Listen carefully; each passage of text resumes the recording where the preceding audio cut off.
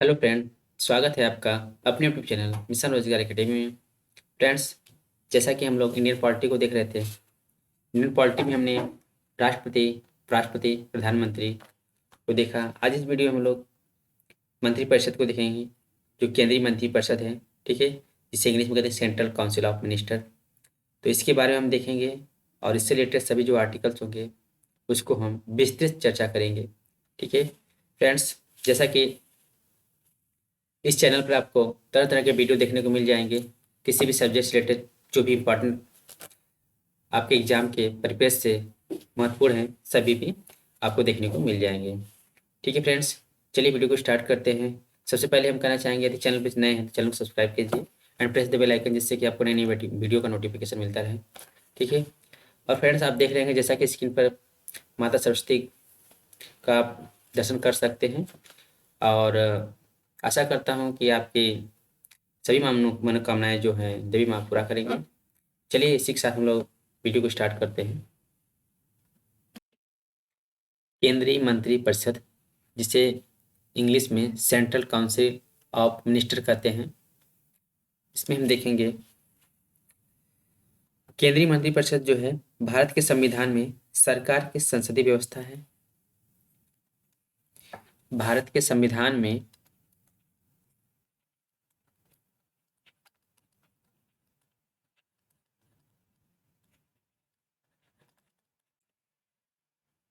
सरकार की संसदीय व्यवस्था है।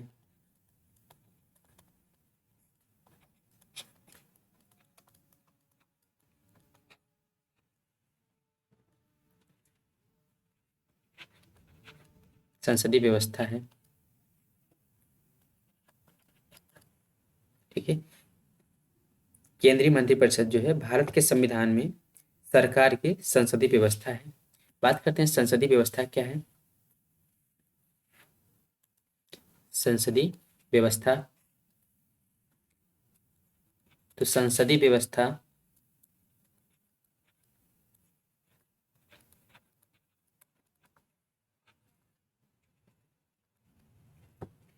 यह वह व्यवस्था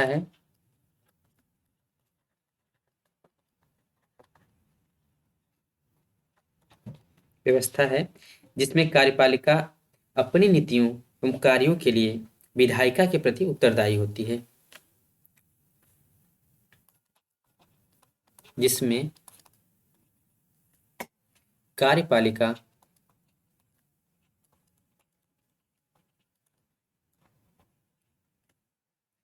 अपनी नीतियों एवं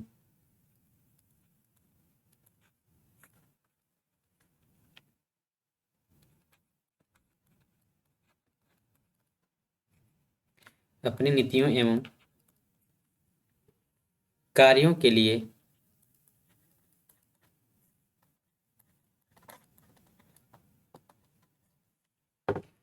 विधायिका के प्रति उत्तरदायी होती है।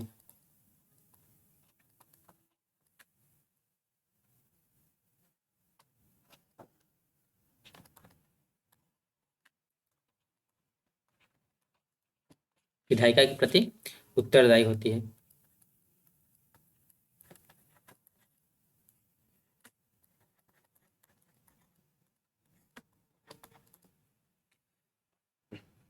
ठीक है, हम बात करेंगे संसदीय व्यवस्था जो है किसने दिया है, कहाँ से लिया गया है। तो जो संविधान में संसदीय व्यवस्था है यह ब्रिटेन से लिया गया है, या कह सकते हैं कि ब्रिटिश मॉडल पर आधारित है। संसदीय व्यवस्था ब्रिटिश मॉडल पर आधारित है।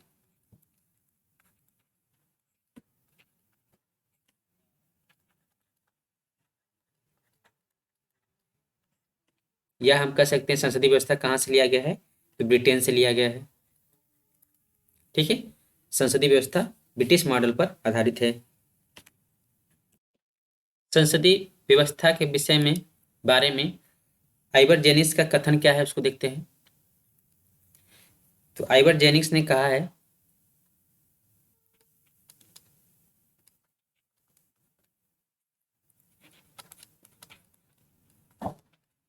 आइवर जेनिस के कथन है संसदीय व्यवस्था के बारे में आइवर जेनिंग्स ने क्या कहा है? तो आइवर जेनिंग्स ने कहा है कैबिनेट व्यवस्था है। संसदीय व्यवस्था क्या है? कैबिनेट व्यवस्था है।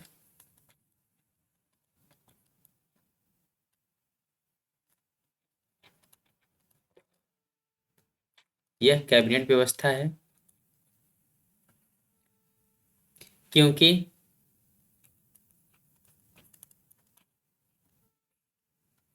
इसमें शक्ति का केंद्र बिंदु कैबिनेट होता है।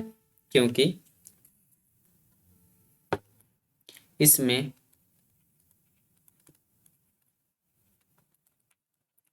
शक्ति का केंद्र बिंदु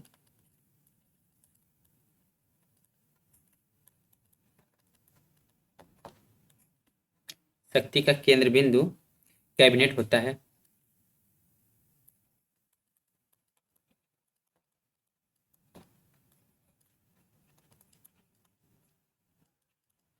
आइवर जेनिंग्स ने संसदीय व्यवस्था के बारे में कहा है यह कैबिनेट व्यवस्था है क्योंकि इसमें शक्ति का जो केंद्र बिंदु है कैबिनेट होता है। ठीक है। संसदीय व्यवस्था में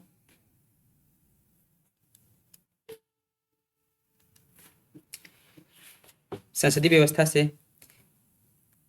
यह हम कह सकते हैं यह हमारी संसदीय व्यवस्था हमारी राजनीतिक और प्रशासनिक व्यवस्था की राजनीतिक और प्रशासनिक व्यवस्था की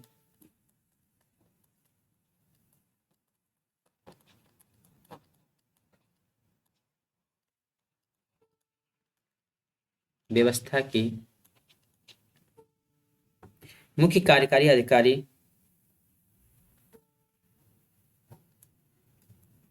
मुख्य कार्यकारी अधिकारी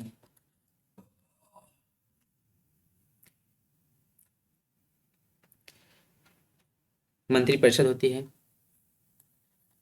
मुख्य कार्यकारी अधिकारी मंत्री परिषद होती है।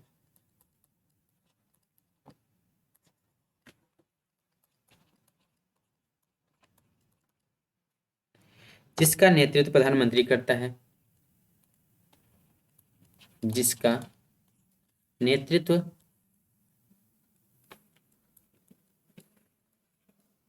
प्रधानमंत्री करता है।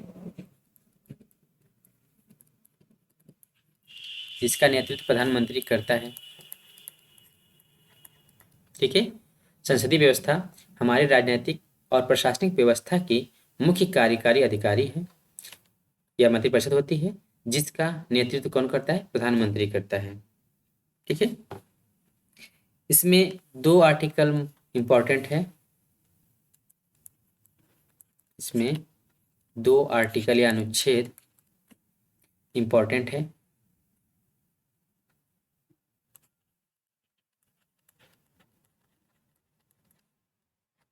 कौन कौन से 2 आर्टिकल हैं तो देखते हैं। तो इसमें एक आर्टिकल 74 और आर्टिकल 75 इंपॉर्टेंट है।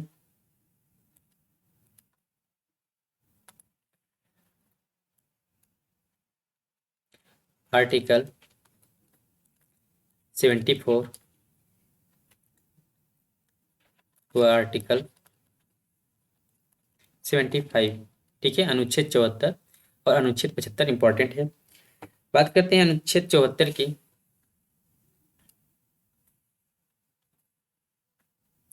आर्टिकल 74 के तहत क्या है? मंत्रिपरिषद से संबंधित है। आर्टिकल 74 क्या है? मंत्रिपरिषद से संबंधित है। मंत्रिपरिषद से संबंधित है।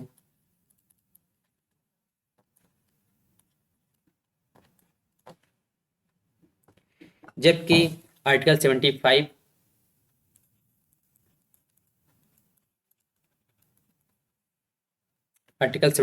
अनुच्छेद 75 मंत्रियों की नियुक्ति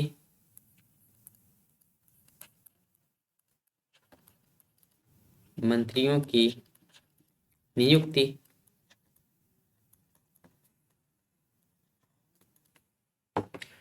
कार्यकाल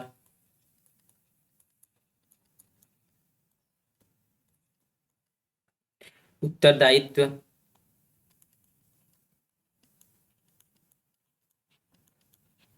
मंत्रियों की नियुक्ति, कार्यकाल, उत्तरदायित्व, अर्हताओं या योग्यताओं,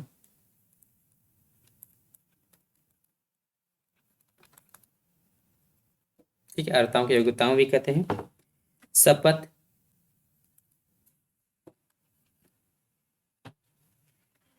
एवं वेतन भत्तों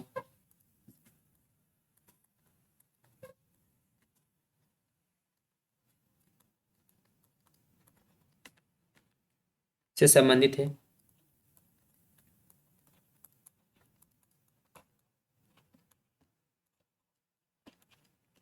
आर्टिकल 75 मंत्रियों की नियुक्ति, कार्यकाल, उत्तरदायित्व, अर्हताओं, शपथ एवं वेतन भत्तों से संबंधित है। फ्रेंड्स, यदि आपको स्पीड कम लग रही हो, यदि हम स्लो पढ़ा रहे हो तो आप स्पीड को बढ़ा सकते हैं, जिससे आपको अच्छे से समझ में आता रहे। ठीक है, बात करेंगे संवैधानिक प्रावधान की, इसके क्या क्या संवैधानिक प्रावधान है, चलिए इसको देखते हैं। मंत्रिपरिषद के संवैधानिक प्रावधान के बारे में हम चर्चा करेंगे।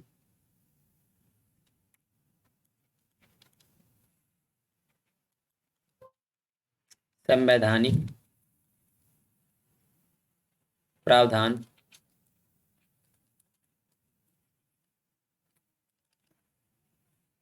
इसमें आर्टिकल 74 की हम बात करते हैं।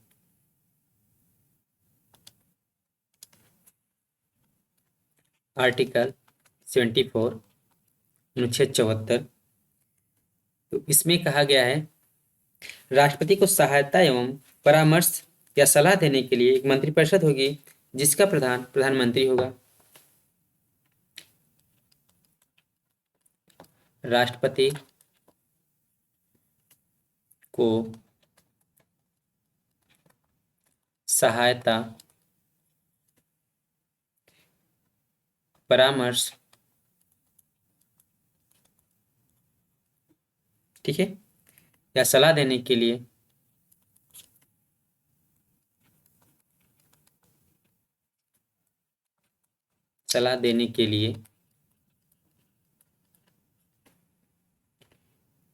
एक मंत्रिपरिषद होगी।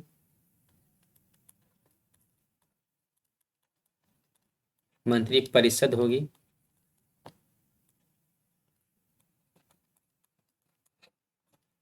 जिसका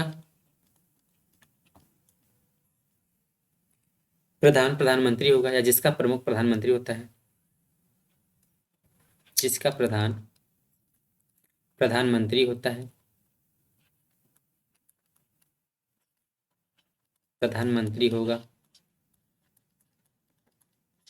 ठीक है, आर्टिकल 74 अनुच्छेद 74 में कहा गया है कि राष्ट्रपति को सहायता, परामर्श एवं सलाह देने के लिए एक मंत्रिपरिषद होगी, जिसका प्रधानमंत्री होगा। इसमें हम बात करेंगे जो राष्ट्रपति है,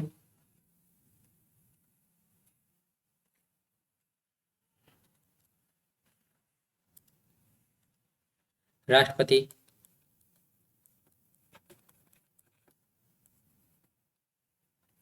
मंत्रिपरिषद के परामर्श के अनुसार कार्य करेगी। राष्ट्रपति मंत्रिपरिषद के परामर्श के अनुसार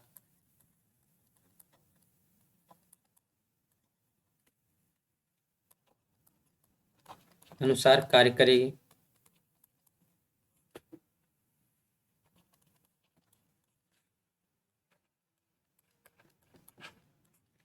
राष्ट्रपति मंत्रिपरिषद के परामर्श के अनुसार कार्य करती है, करेगी।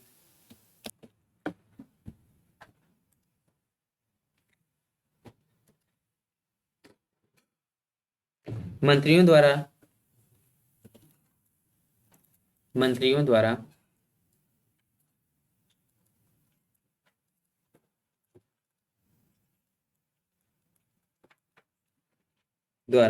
राष्ट्रपति को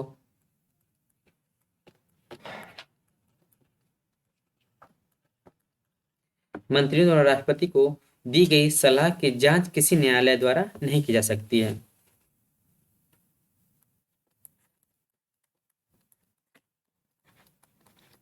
सलाह की जांच किसी न्यायालय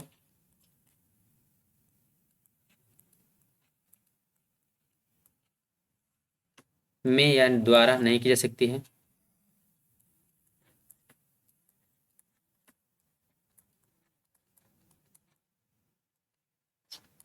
ठीक है, मंत्रियों द्वारा राष्ट्रपति को दी गई सलाह की जांच किसी न्यायालय में नहीं होगी या नहीं की जाएगी।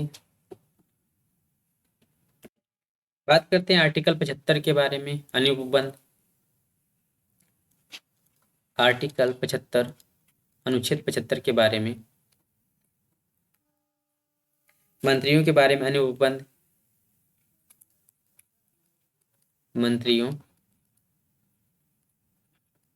के बारे में अन्य उपबंध। जैसा कि हमने स्टार्टिंग में ही, शुरुआत में ही बता दिया था, अनुच्छेद 75 के द्वारा मंत्रियों की नियुक्ति, वेतन भत्ते, ठीक है,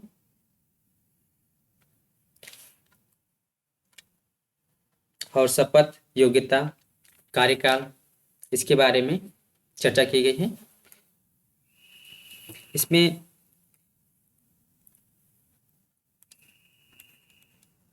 प्रधानमंत्री की नियुक्ति राष्ट्रपति करेगा। इसमें कहा गया है कि प्रधानमंत्री की नियुक्ति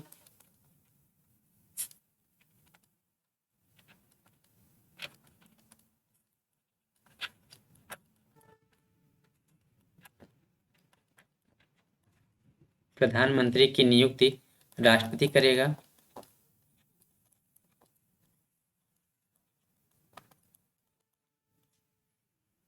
तथा अन्य मंत्रियों की नियुक्ति राष्ट्रपति,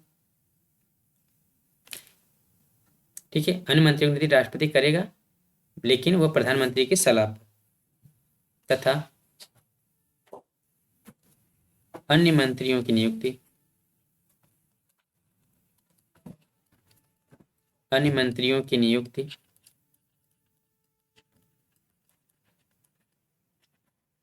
प्रधानमंत्री की सलाह पर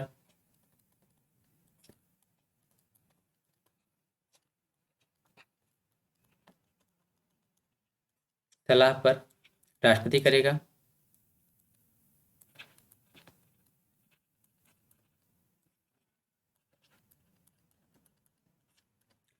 ठीक है, आर्टिकल 75 में कहा गया है प्रधानमंत्री की नियुक्ति राष्ट्रपति करेगा तथा अन्य मंत्रियों की नियुक्ति प्रधानमंत्री की सलाह पर राष्ट्रपति करेगा।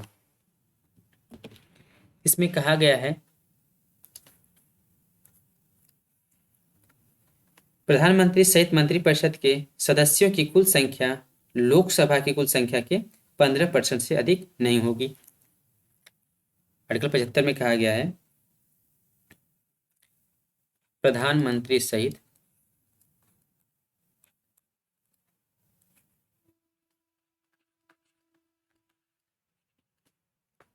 मंत्रिपरिषद के सदस्यों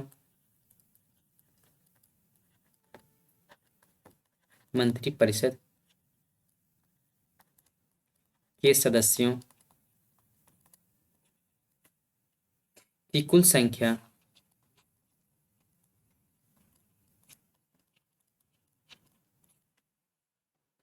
लोकसभा की कुल संख्या के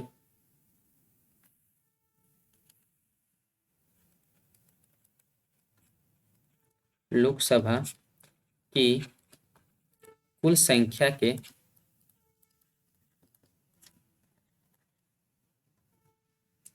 15% से अधिक नहीं होनी चाहिए।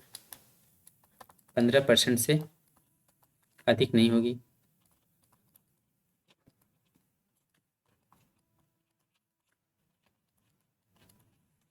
ठीक है, जो मंत्रिपरिषद होगी, इसमें कहा गया, आर्टिकल 75 में कहा गया है कि प्रधानमंत्री सहित मंत्रिपरिषद के सदस्यों की कुल संख्या जो संख्या होगी वो लोकसभा की कुल संख्या के 15% से अधिक नहीं होगी।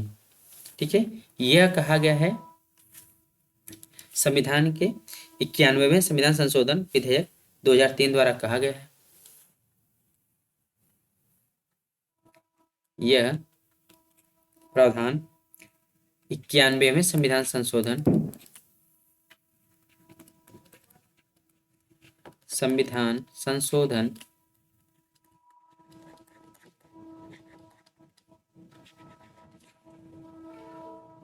विधेयक 2003 के तहत किया गया।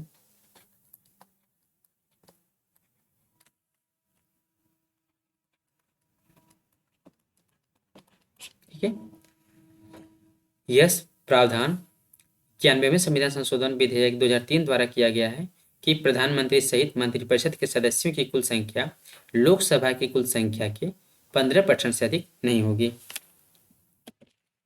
इसमें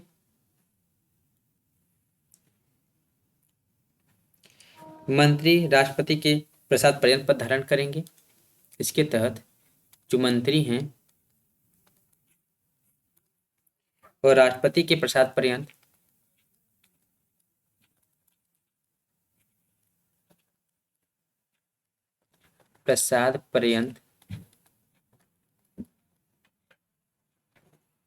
पद धारण करेंगे।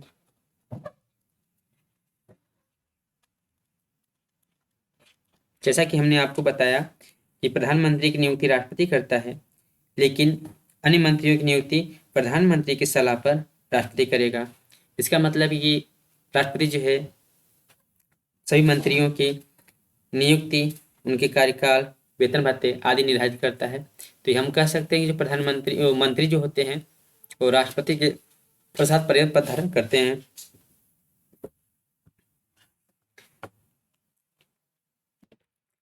जो मंत्री हैं, मंत्रिपरिषद लोकसभा के प्रति सामूहिक रूप से उत्तरदायी होगी। मंत्री परिषद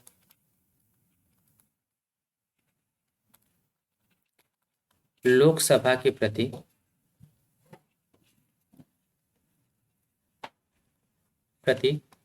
सामूहिक रूप से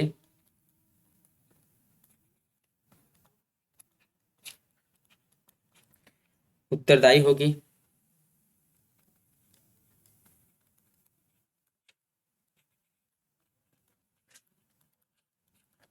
मंत्रिपरिषद लोकसभा के प्रति सामूहिक रूप से उत्तरदायी होगी। राष्ट्रपति मंत्रियों को पद एवं गोपनीयता की शपथ दिलाएगा। राष्ट्रपति मंत्रियों को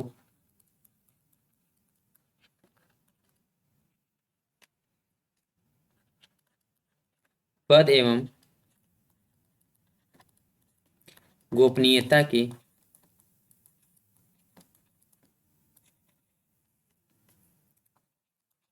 शपथ दिलाएगा।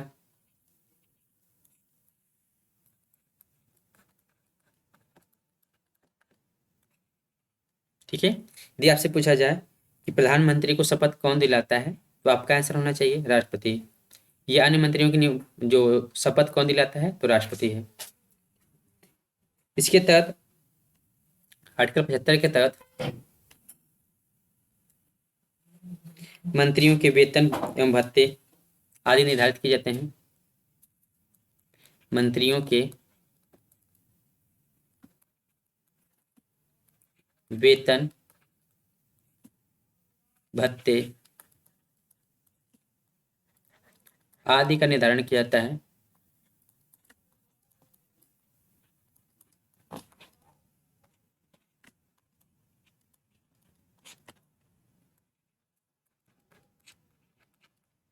मंत्रियों के वेतन भत्ते आदि का निर्धारण किया जाता है। बात करते हैं आर्टिकल 77 या अनुच्छेद 77। अनुच्छेद 77 आर्टिकल 77,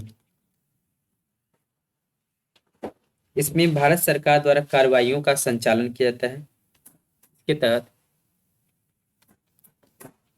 भारत सरकार द्वारा कार्यवाहियों का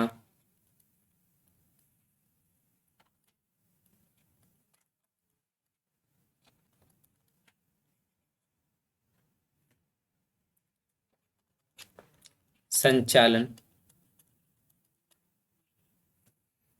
किया जाता है।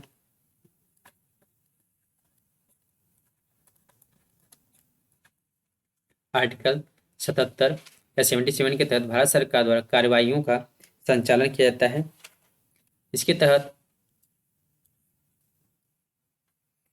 भारत सरकार की समस्त कार्यपालक कार्यवाहियां राष्ट्रपति के नाम से करेगी। भारत सरकार की समस्त कार्यपालक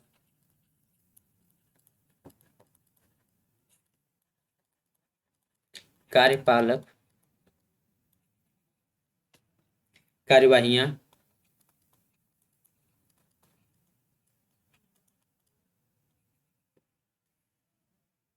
राष्ट्रपति के नाम से की जाएगी।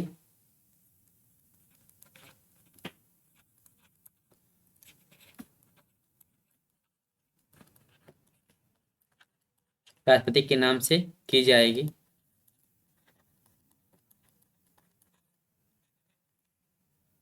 और उसी प्रकार अभिव्यक्त होगी।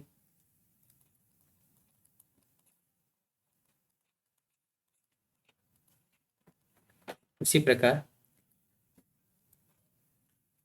अभिव्यक्त होगी।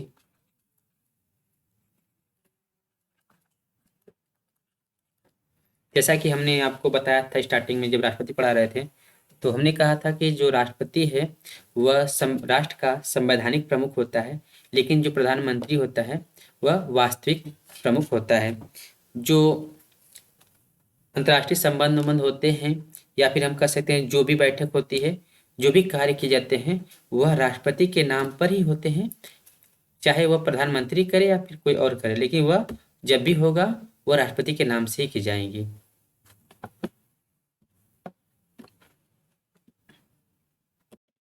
आर्टिकल 77 के तहत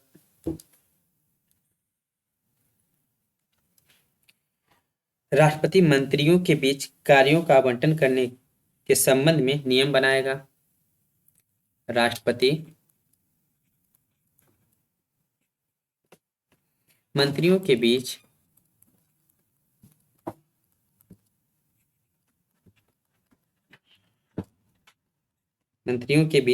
कार्यों का आवंटन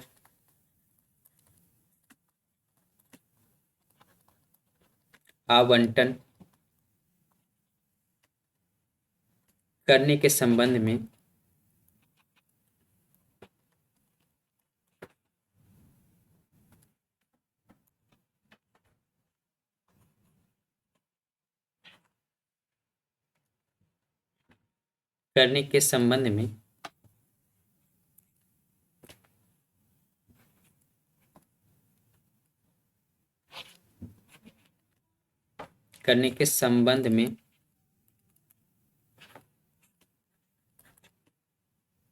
नियम बनाएगा।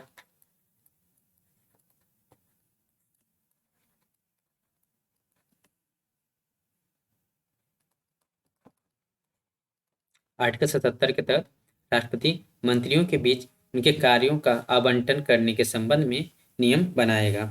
अब बात करते हैं आर्टिकल 78 की, अनुच्छेद 78 78 की चर्चा करेंगे। आर्टिकल 78 अनुच्छेद 78, इसमें प्रधानमंत्री के कर्तव्यों का उल्लेख किया गया है। अनुच्छेद 78 के तहत प्रधानमंत्री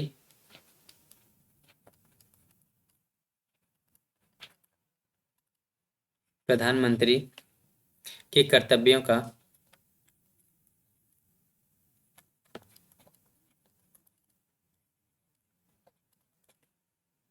उल्लेख किया गया है। ठीक है, इसमें प्रधानमंत्री कर्तव्य क्या क्या है उसकी हम चर्चा करते हैं। प्रधानमंत्री या वह राष्ट्रपति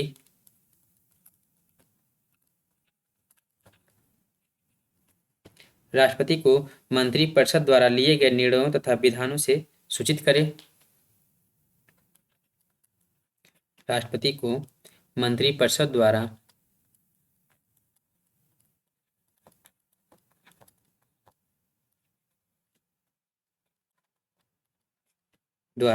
लिए गए निर्णयों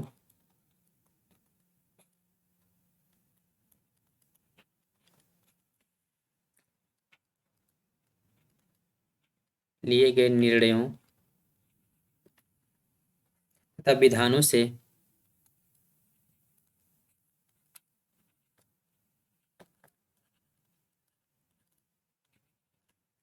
अवगत कराए या सूचित करे।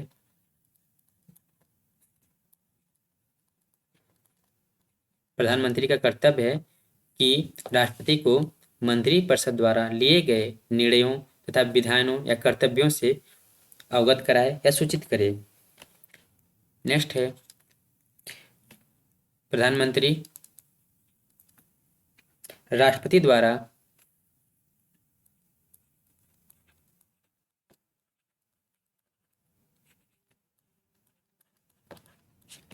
द्वारा मांगी गई किसी भी सूचना को प्रेषित करे।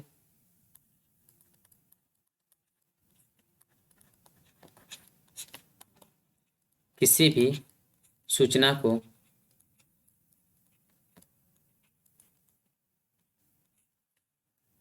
प्रेषित करे या प्रदान करे।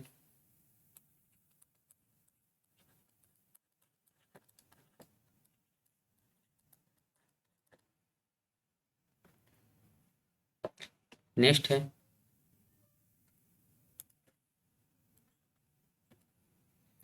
यदि राष्ट्रपति चाहे तो यदि राष्ट्रपति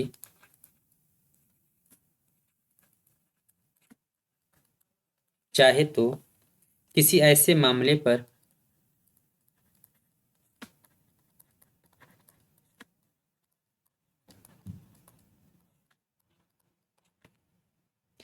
जिसमें कि किसी मंत्री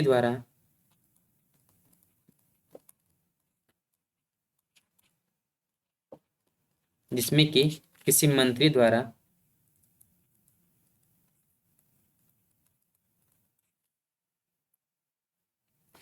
निर्णय लिया जा चुका हो।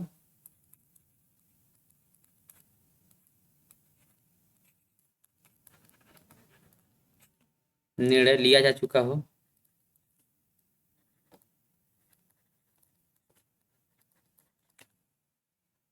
लेकिन जिस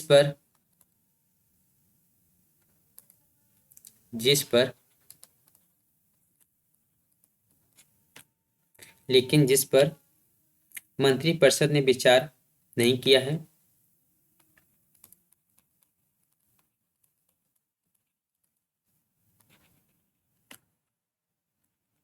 मंत्रिपरिषद ने विचार नहीं किया है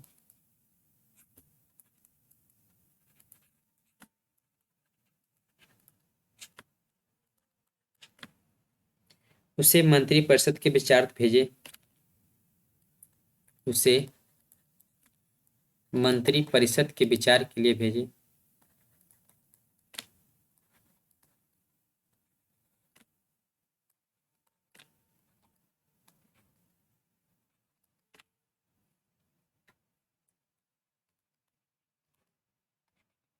विचारार्थ भेज दे। ठीक है। आर्टिकल 78 के तहत यदि राष्ट्रपति चाहे तो किसी ऐसे मामले पर जिसमें कि किसी मंत्री द्वारा निर्णय लिया जा चुका हो लेकिन जिस पर मंत्रिपरिषद ने विचार नहीं किया हो उसे मंत्रिपरिषद के विचार के लिए भेज सकती है। अब बात करेंगे आर्टिकल 88 की, अनुच्छेद 88 की।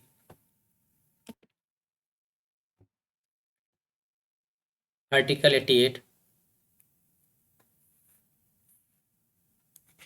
या अनुच्छेद 88। अनुच्छेद 88 के तहत इसमें उल्लेख है सदन में मंत्रियों के अधिकार का उल्लेख है। सदन में मंत्रियों के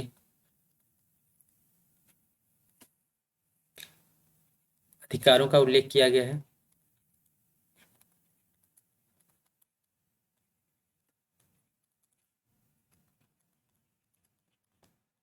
क्या मंत्रियों के उल्लेख अधिकार के उल्लेख हैं, देखते हैं। आर्टिकल 88 के तहत प्रत्येक मंत्री को किसी भी सदन में बोलने तथा कार्यवाही में भाग लेने का अधिकार होगा। प्रत्येक मंत्री को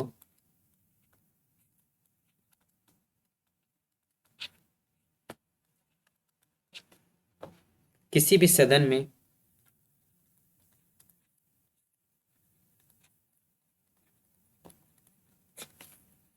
बोलने तथा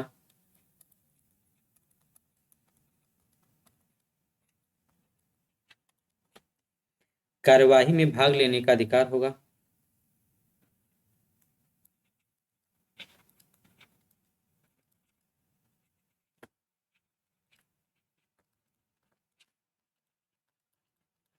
भाग लेने का अधिकार होगा।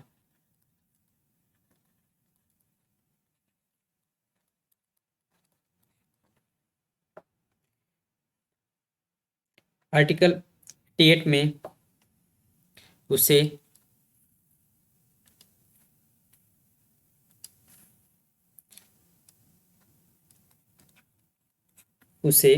दोनों सदनों की संयुक्त बैठक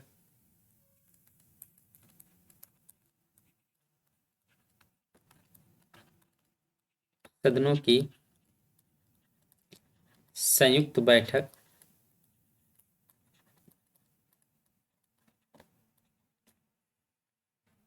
तथा संसदीय समिति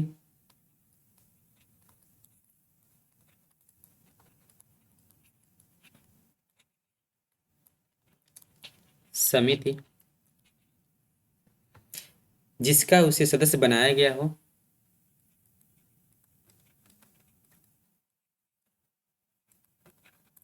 उसे सदस्य बनाया गया हो,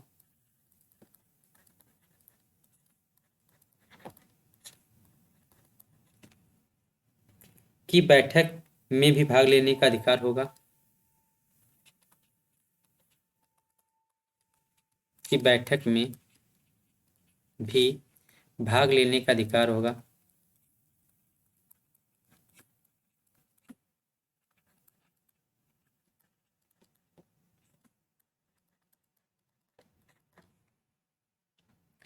लेकिन उसे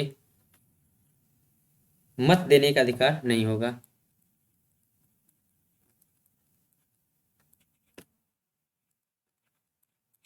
उसे मत देने का अधिकार